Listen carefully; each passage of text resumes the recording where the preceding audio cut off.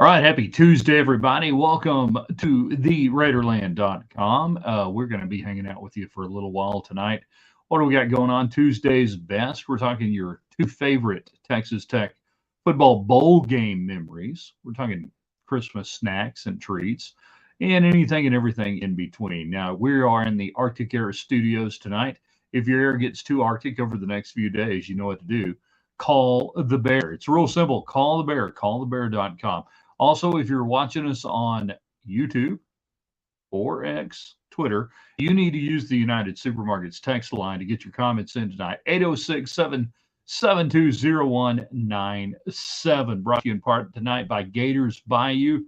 If you can't make it out tonight to the game at United Supermarkets Arena, great place to check out the game. Gators Bayou 98th and Slide. They will have the actual, play-by-play game audio on, so you can hear the game and stuff and what's going on. So that's a good thing. And we're brought to you by Lifts West Hotel and Condominium, Red River, New Mexico. Ski season underway. They're making snow. They're getting snow. It's time. If you hadn't made your reservations, it's time to do that right now. All right, so let's get it going tonight. We're going to have some fun. We got a lot of stuff to get to. Texas Tech football, basketball, and otherwise. A lot of Christmas treats. I want your best favorite Christmas snacks and treats, all right? And we'll talk bowl games of the past. Hi there, Roy. Glad you're watching. We got the Gooch from the portal, 6'9", 310. Sounds like a pretty good-sized dude. Yeah. Is that a portal or is that a JUCO? That a traditional JUCO signing? I think it may be a JUCO. Not really sure. In 3, in 2. Good evening, West Texans, all you good, fine, friendly folks out there who wish you are. I'm Ryan Hyatt, theraiderland.com. Glad you guys are along for the ride tonight here in the Arctic Air Studios. We want to hear from you on a variety of subject matters tonight. Texas Tech fans, your favorite bowl games all time. Your two favorite bowl games all time. Why? Which ones? How far back do you go? Also, Christmas treats. It's evil this time of year. Your wife, maybe you go to your folks' house, whatever, grandparents' house, depending on how old you are, and they got all this stuff lying around. It's evil. What are your favorite treats? And then we got Tech basketball tonight against Oral Roberts. Hey, just win. Let's see what they look like without Cambridge. I think that's really going to be my not sticking point, but what I'm going to look at tonight. 8 o'clock start. Why are we doing an 8 o'clock start? That ought to be a 6:30 start. It ought to be a 6:30 start. Why? Why would you wait? Roy, favorite is that 06 Inside Bowl. Well, second half, and Ole Miss last year, since I was there in person, you got to see that one. That was good. Anytime you're beating down on the SEC, whether it's Mississippi State, Ole Miss, finally, after years of frustration against the state of Mississippi in bowl games, Texas Tech taking it out over the last few years. So, yeah, your favorite bowl games all time. We didn't used to get to go to bowl games all the time. There didn't used to be 500 bowl games. There were Texas Tech teams that won 7 and 8 games over the year, didn't get to go to bowl games, So let's speak of the bowl games tonight. And if you got basketball thoughts, definitely want to get them. And I know we got Tech and Cal coming up. We can start getting into that as we go through this week. It's game week. They'll leave tomorrow with the Red Raiders to go to Shreveport to get ready. I mean, what a great bowl experience. You're leaving on a Wednesday. You're playing. I mean, you just barely have time to see the sick kids. Yes, barely have time to see the sick kids. Homemade Chex Mix. Add extra pecans and go ahead. No, not extra pecans. Go heavy on the Worcestershire, seasoned salt and butter. Yeah, but not heavy on the pecans. And I'm not anti-pecan, but I want more Chex and mix and less pecan. We got that. We got what people call trash. We got all sorts of stuff, So that's cool. Craig, glad you're watching. So your favorite bowl games all time, Texas Tech, if you're just jumping in the show tonight. Glad you are. For me, there's a couple of different ones. The 1989 All-American Bowl will always be one of my favorites. Not just because me and my friend Mark Hendrick were this close to driving all the way 22 hours to Birmingham the day before the game, where that night as we were getting ready to go, we both looked at each other and realized we're basically broke. It's a 20-hour drive. Yeah, okay. And we never got outside the city limits. That was also the game that Spike Dykes had the fantastic line at a pre-bowl game press conference at the Letterman's Lounge. Anybody remember the Letterman's Lounge? What a club. So Spike was talking about, getting all the fans to go and said, there's only one stoplight between here in Birmingham, and it's there in Post. Now, okay, go back to 1989, and yeah, the stoplight he's talking about, there was one stoplight in Post, and then you got on 84, and you were rolling. It was interstate. Except in the previous year, they had put that second light in. So Joe Hornaday, the sports information director at Tech, when Spike said that, he said, "Hey, Coach, there's actually two lights in Post now." And Spike looked up and went, "Why?" Great line. Go to Christmas snack, spicy apple cider. Well, it's not really a snack, it's a drink. Good evening, Joe. Let's see. More fans at Duncanville, North Shore, or Tech Cal. Woo! Depends on the weather. That's off the United Supermarkets text line, where you could be going tonight to United Supermarkets, or maybe this weekend when you get ready to home tailgate. If you're not going to the game, you go to United Supermarkets, man. We got to cook up some good stuff coming up this weekend, right? We got basketball all day, and that's a great day for queso. Chili. We got rain and stuff, weather coming in. We do have weather coming in. It's going to be interesting. You need to hit your local United Supermarkets. Get provisions laid in. Don't be waiting around. Don't be waking up Saturday going crapping on stuff. Get it now. Get it done. Either Russ, CJ, comeback game against Minnesota, winning in OT. One of his favorite ones. I assume bowl games. I saw that at a Champs Sports Grill, whatever you want to call it, there in Addison. Lady Raiders were playing SMU the next day, and we went out that night, not as a team. No, not as a team. That would be irresponsible. So me and the trainer and maybe the SID, I can't remember who else went, with some friends of ours, and like everybody else, halftime we're like, this is stupid. And then we couldn't leave. And then the next day, we were a little tired. So your two favorite, doesn't have to be your favorite bowl game memories. So yeah, 89, you go beat Duke. And we had a feeling Tech was going to beat Duke. Me and Danny Vaughn, Dagger Dan, great radio voice, KTXT, now Kansas City Monarchs and other great programs and great teams. After the show at the Beagle, nice, absolutely, bring it out. Missed my suggestion for snow skiing planning right now. Red River, New Mexico, great snow, great mountain. And if you suck as a snow skier, and no, none of you guys are as good as you think you are, you probably need a mountain that's more suitable to that. So, yeah, in 89, so Danny Vaughn and me, we're working at the campus station, 88.1 KTXT, all the way to the left, lock it in. And he had a friend who was going from high school to Duke, and we kind of had some inside information that, they were bailing out on the bowl game. I mean, what was that coach at Duke? He was at Duke, and then he got really good, and then he went to Florida. He had a really good run. Can't remember his name. Then he went to the NFL. What was his name? Anyways, Steve Spurrier.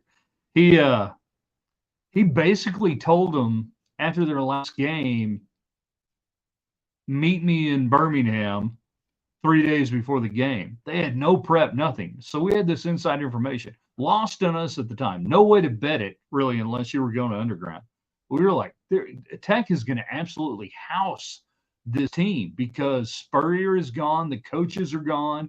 The players were pretty much left on their own for the weeks leading up to the bowl game to prepare, and then wham, they show up. And of course, Spurrier at that point is taking the Florida job and he's out of there. And we had no way to bet it other than just, I'll bet you $20. Unless you want Guido the Killer Pimp to come in, and then that was kind of dicey. So yeah, we had all that. I mean, today that information would be gold. You never get that information today, but golly, it would have been golden. Go-to Christmas snack, puppy chow. Puppy chow. Describe the puppy chow. I know what it is. I want you to have to describe it though to people. Michael, TCU Rose Bowl victory against Wisconsin, my favorite that you went to. Good for you. Mom makes these butterscotch peanut things called Chinese cookies that are awesome. I need more information on that. Keep telling me more. Yeah, I want you to have to actually describe the puppy chow. Hi there, Scott. Glad you're watching. So then we get to the game, and Tech steamrolls them. And you got to realize that bowl games for Texas Tech had been, just in time, Ben. You got here just in time.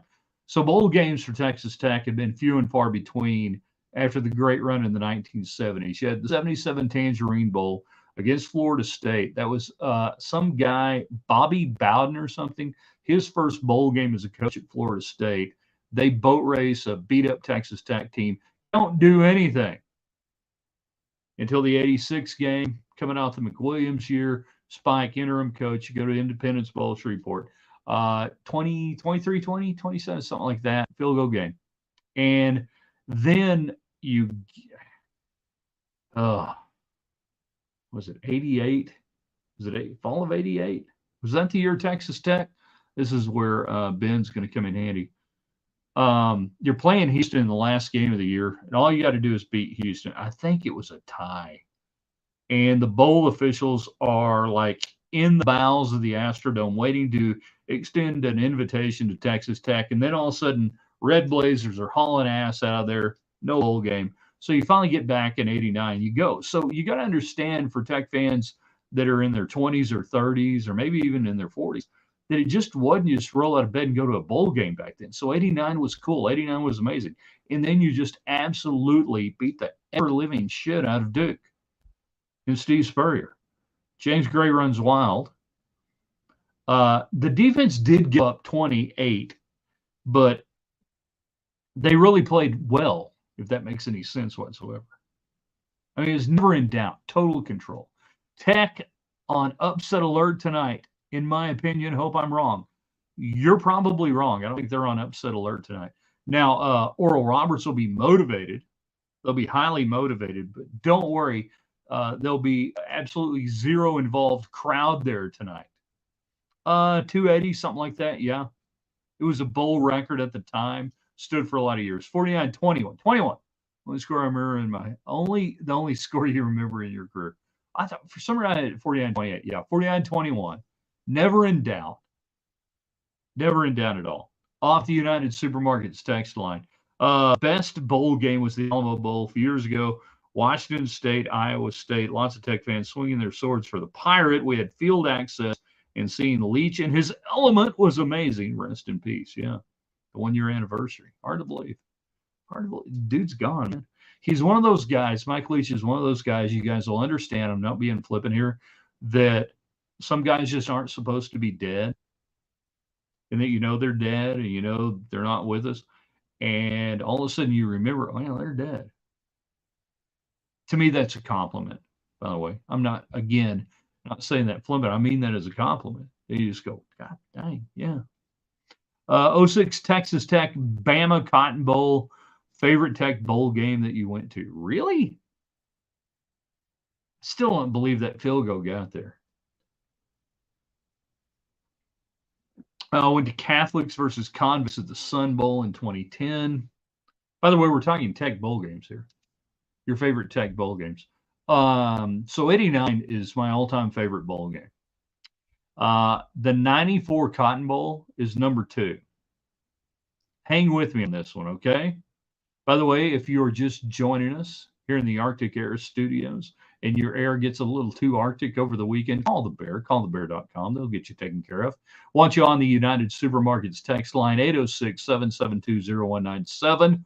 If you're watching on Twitter, X, or the YouTube channel, that's how you get in. Facebook people, you get in on your own deal, so you can get your comments in and everything else. Share it, invite people in. We're talking stuff.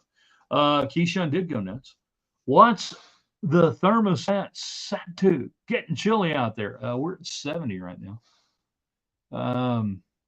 Holiday Bowl against Cal. Fun. Definitely a favorite. I wish I could have gone to that one. No, 94 Cotton Bowl will always be my second favorite. Here's why. Yeah, Tech got the ever-living crap beat out of them. But it was everything that led up to kickoff, literally kickoff, because like 2 plays in, Keyshawn Johnson is hooking up and Tony Baselli's blocking, and it's getting weird. But everything up to that point, even though it was a completely Texas Tech lucked out, A&M on probation, Tech backs into the game, losing to Max Nocky and TCU Thanksgiving weekend, gets beat. Horrible loss for Tech. You back in. You are totally backing in. You're backing up. You get to go to the bowl game because under the Southwest Conference rules, you had sucked the longest. Who gets to go? Who sucked the longest? That's us. We've sucked. We really have sucked for a while. Can we go? You get to go. But everything that led up to the game was all about playing, and it was, remember, it's 1994. All right? It's 1994, not today's landscape. The Cotton Bowl was still a big deal. The Cotton Bowl acted like a big deal. The Cotton Bowl treated it like a big deal. USC was a big deal, even though they were like a 6-win USC team or whatever they were, a 7-win USC team that year. Doesn't matter. So you had all the lead up to the bowl game, and this was the first year of the Williams and Hyatt show. So me and Don were getting to cover Tech in the Cotton Bowl first year. We're like, yeah, that's right. You know, we started a talk show, and we get to go do this. And we're doing live remotes and everything. You go to Dallas, and down at Union Station, the Maines brothers are playing, you know, the night or 2 nights before, and I'm staying at the the first couple of nights, I'm staying with my cousin and my cousin's family, and my family's in town. My brother's in town with his girlfriend from Mississippi State. We're rocking and rolling. Then I'm down at the Media Hotel, which for the life of me, I can't think of what it was now. It wasn't the Anatole. I don't know. Doesn't matter. And everything about the game was what you had hoped, and you wanted Texas Tech to be a part of. And you come out on the field, you're in the Cotton Bowl. I don't know how many of you guys are there. You're in the old Cotton Bowl, and there's 90,000 freaking people. There weren't a lot of Tech games that had that many people going to them back then. Did I mention you're playing USC? Yeah, you're playing USC. I'm sitting, hey, you know who I'm sitting next to in the press box? Bob Golick. Bob freaking Golick. Some new startup thing, ESPN Radio. Bob Golick. Doesn't matter. And it's all happening. The Cotton Bowl logo is down there, and everything goes on, and then you kick off, and then it goes to hell from there. And we don't talk about it. But everything up to that was beautiful. You know? And even though Tech got the ever-living shit kicked out of them that day, that's still one of my favorite bowl game experiences. And here's why. You'll never get to experience that ever again.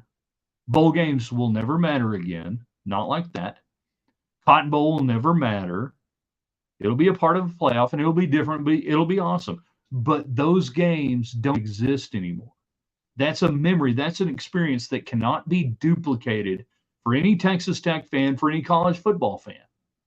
Win, lose, or draw, no matter what happened to your team, that those games, and certainly for Tech fans, that was the first. The going band under Dean Killian had been playing cotton fields forever, and they finally get there. That you'll never be able to duplicate that. Ever. You can win bigger games. You can play on bigger stages, but you'll never be able to duplicate that moment that day. And of course, the weather was crappy, and then it got bad, and there was an ice storm. And I had to drive back the next day, and I was sick as a dog, and call a Lady Raider game with 102-degree temps. All right, let's see what we got here on the text line. Everything else, we got to you guys get in on the United Supermarkets text line 806-772-0197. If you're watching on Twitter, X, YouTube, that's how you get in.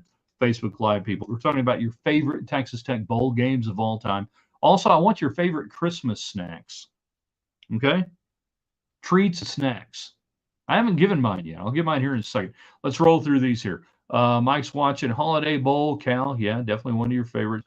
When I was a kid, I loved the Cotton Bowl between the U and the Sips. That was 1990. That was when I was at Tech. Mine kicked them all over the field, like 43-6 or something like that. They had like 11 personal foul penalties. It was beautiful. Scott, at the 94 Cotton Bowl, all the hype of the season, 4-3 Southwest Conference record. Yeah. Independence Bowl, Ole Miss. Which one? Blackout Trump by halftime. I don't know what we're doing there, Trace. Who sucked the longest? That's good. No, that was the rule. Who sucked the longest? Which was where Tech got screwed in the 70s, in 76, with Houston getting to go to the Cotton Bowl in a tie. And Troy's watching. No, it wasn't the Fairmont. Wasn't that? Was there Keyshawn Randall? Yeah. There drove from Austin, long drive back my ass. Tried driving back through an ice storm the next day after that Cotton Bowl from downtown Dallas. Driving back, meandering around. Then I had to stop at Abilene, pick up a friend there, and then I had to call a Lady Raider game that night. I'm sick as a dog. I literally could not hook up the equipment that night. They played Stephen F. Austin. You guys can look it up probably. It was either next night or the night after. Either way, horrible. Truly not a whole lot of Tech games at 90,000 capacity today either, no. Parking that 94 Cotton Bowl at the Fair Park, a nightmare. I rode, we took the media shuttle from whatever hotel we were at, so that was lost on me. Troy is talking about the Western Sizzler on 82nd in Indiana. Western Sizzling. Live remote, you and Don. Nope. That would have been Mark Finkner and Jim G doing the remotes at Western Sizzling. But we did have some great radio shows, and I thank you for saying that. No, we did not do the shows over there were Jim G and Mark Finkner at Bob York's or Martha York's Western Sizzling on 82nd in Indiana. We did not do it there. Sausage balls. Oh, that we're talking about Christmas treats. Yes, nothing better. Five Raider Red in the USC band. Yeah, that happened right before halftime.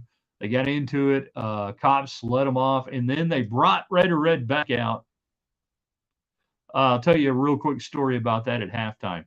So Tech's getting the crap kicked out of them. We're in the old Cotton Bowl press box, and this is when they were just starting to put TVs in the press box, and you had monitors. So the first half, they had all the TVs set on Tech and USC. I don't even know what was broadcast on. Is that CBS maybe? Anyways, at halftime, you hear the guy come over the internal PA and make the announcement.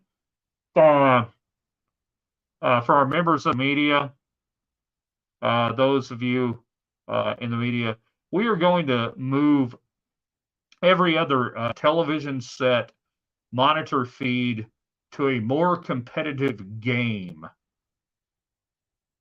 And I want to say they put on like Colorado and Oregon, maybe, or the Fiesta Bowl. What would have been the Fiesta Bowl that day? They moved it. They moved half the games, and by the fourth quarter, there were no video monitors on Tech and USC. Off the United Supermarkets text line. What was the name of that ranch in downtown Dallas where all the Tech people went before the game? The guy chased cuties in a Cadillac, brought diamonds by the ton. Drilled oil wells just for fun. I don't know. I don't know what you're talking about. Christmas snacks. Father-in-law makes homemade chocolate pudding with graham cracker crust. That's cool. 89-90 Spike Dykes Bowl against Duke. Yeah, we're talking about that. Hi there, Tessa. Glad you're watching. Trace Black got drunk. Beginning of the end for McWilliams at UT. Yeah, it was pretty much the end of that. So we're talking about your favorite Texas Tech bowl games of all time, most awesome, wonderful Christmas snacks, treats. I haven't given you mine, and I enjoy them all. I really do. Truly, I do. Tech Cal, best news today if you're a Tech fan. Caleb Rogers is going to come back for a fifth year, 41 straight starts, offensive lineman. Say what you want about the offensive line performance this year. It's better to have him back than not have him back, and you hopefully can upgrade the talent around Rogers and figure out how to maximize that to go along with Taj Brooks. So that was the biggest news I really think of the day regarding Texas Tech football. So yeah, that's why I love the Cotton Bowl, man. 89 All-American game, 94 Cotton Bowl. All the other bowls are kind of bowl games. And I hate to say that, like every bowl game in the 2000s and everything else. Although I will say the GalleryFurniture.com Bowl in 2000 holds a special place in my heart because when I was able to get out of Lubbock in an ice storm, get to Houston in an ice storm, and go see the game at the Astrodome after they shut down the Oilers playing there, and it was just a total dump. And we we were like the only people at the Astro World, the Astro Hall. Anybody know what we're talking about? So they had the pregame for like the Red Raider Club and whatever else at the Astro Hall next to the Astrodome that nobody was using, and there was like 8 people there. So you're supposed to get drink coupons. They didn't ask for drink coupons. They were like, you just take this with you and just walk in there. Okay, yes, I will. Legendary Ben Kirkpatrick got a spurt out of Post Texas. Sorry, didn't mean to say Spur. All American Bowl '89 went off for 2. Yeah, James Gray. Spurrier got his ego put in check. He was out the door, by the way. There was a sign on Duke's side that says, Steve, please leave the playbook. Yeah. I had accepted a job at Florida just a day or so prior to the game. By the end of the game, sign said, please take the playbook. That's awesome. Yeah, we had found out Hines, not Hines Ward, somebody Hines, receiver for Duke on that team. His name was Hines, last name Hines. And he had gone to Trinity Christian Academy in Dallas, where my friend and fellow broadcast partner, Dagger Dan Vaughn, had gone to school. And we've been talking to him during the week. He's like, we have coaches. They had abandoned the team. There were no workouts. I'll say it again. If we had a way to bet that back in '89, I could have paid for my entire tuition on that game alone. I mean, they were not ready. Off the United Supermarkets text line, Kirby was talking about real bowls versus the ESPN bowls. What category does the Independence Bowl fall in? Fake bowl. They're all fake bowls. No offense, Kirby. And I think he maybe means the bowls that are propped up totally by TV money that ESPN does. But really, they're all that way now. They're just driving content for commercials so they can run that for the playoffs. Been lucky going to Cotton Bowl for years, enjoyed our bowl last year. I'm a Red Raider, says the texter. My son's at Tech, daughter at Ole Miss, wife for Houston. Dude, you got a lot of stuff going on. Congratulations to our texter there off the United Supermarkets text line. You got a lot going on there. You got kids over here. You got a wife over here. Just keep your head on a swivel. Hey, got to back up here. When was Alamo Bowl with Bam, or have I lost it? Not Alamo Bowl with Bam. Bam would have played in the Hancock Bowl in El Paso, the old Sun Bowl. The Alamo Bowl. Hanspar did not play in the Alamo Bowl in '96. And then there was the Alamo Bowl. There was another Alamo Bowl I've lost track of. Troy, I was a TSA agent in '02. Had to watch the bowl game from the airport working Clemson. Yeah, that was the Tangerine Bowl out there. Mississippi Cotton Bowl in old stadium. So worn out a stadium. Porta potties, bathroom facilities. Yeah. Like going to a game over in Atlanta's, buddy. Hi there, Michelle. 93 was the Sun Bowl. Yeah, 93 was the Sun Bowl. 96 Alamo Bowl, Iowa. I'm not looking at this stuff up. I'm just, that's what I do. 96, 96 or 97, and now I'm getting confused. 95 was Air Force, Copper, Weiserland Copper Bowl. 96, I think it was the Alamo Bowl against Iowa. And that's the one that Bam, or not Bam, but Byron Hanspart had the 0-0 and everything else. No 97 Bowl, 98 Ole Miss. There you go. I think you got that right. Yeah, the 93 Sun Bowl, the legendary John Hancock Bowl, as we used to make fun of it. The legendary John Hancock, the supporter of American freedom and college football.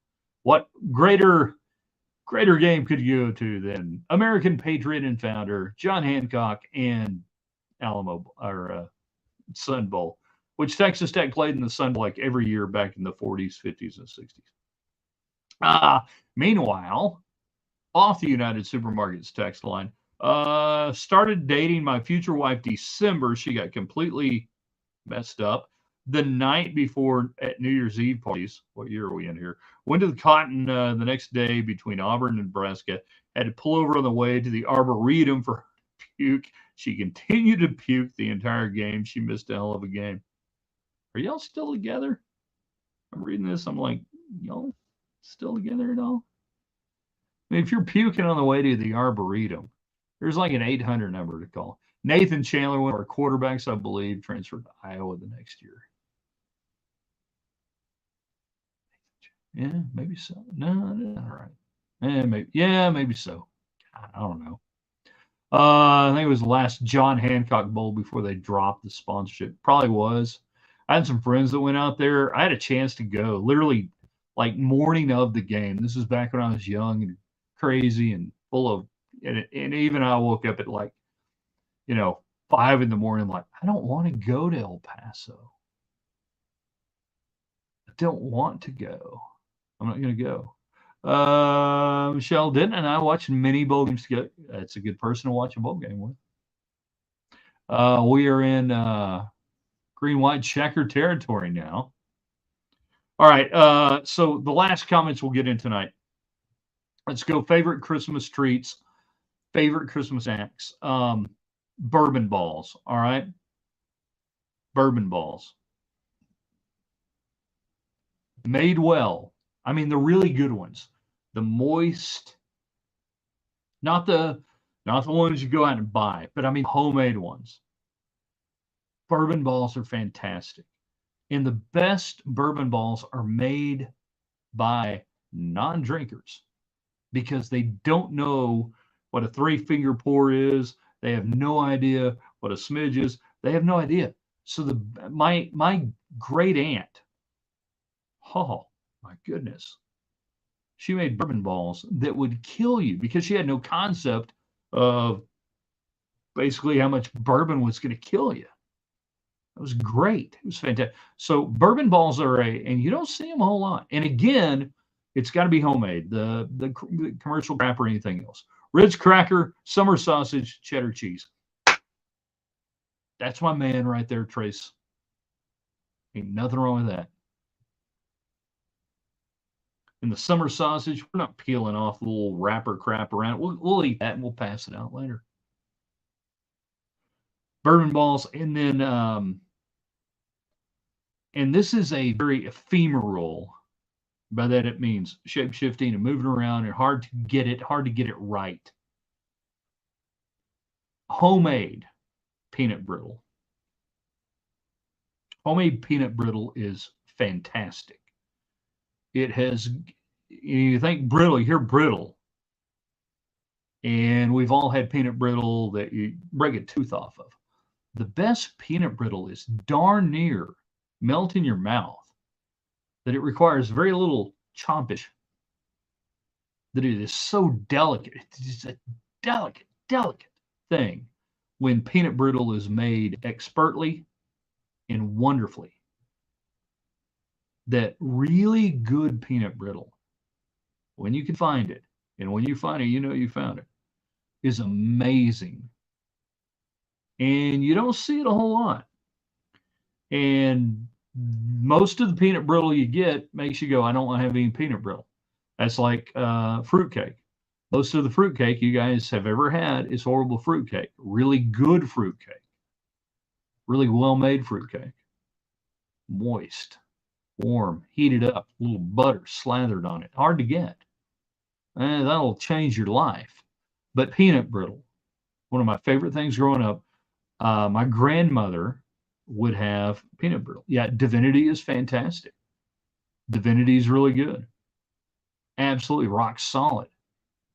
And again, that's one of those that I think is getting harder and harder to find. There's probably a lot of people here who are watching this show right now and going, Divinity, what are we talking about? I don't know. So Divinity would be another, and that would be another one that at my grandparents' house that all of a sudden it would appear. There'd be this plate of it out there. It was really cool. Their house was fantastic, and it had a den and a living room, a formal living room and a den. In the formal living room, that's where all the cool stuff got set out, staged properly. Very 1960s, 1970s type stuff. And all of a sudden, you'd be walking through there, and 10-year-old you, 11-year-old you go, hey, there it is. Gumdrop tree, too. That a gumdrop tree. Little plastic tree with gumdrops stuck on it. I could eat my weight in that. Chex Mix, homemade. Yeah, it's good. Dark chocolate fudge, good. Eggnog, juiced up, nogged up. Boiled custard, by the way, is the way to go. Boiled custard. We'll change, and I love eggnog. Boiled custard done well. Totally change it. All right, we got to get out of here. Basketball going to start up here in about an hour. Why are they waiting so late? We don't know. We appreciate you guys hanging with us. Tomorrow is Wednesday. Bandwagon Wednesday on the website. You want to check it out, theraiderland.com. We'll have a great question of the day as well for you. We got to say goodbye to everybody watching on X, Twitter, and on YouTube. It asks us to end the stream. We say yes. Bye-bye, everybody.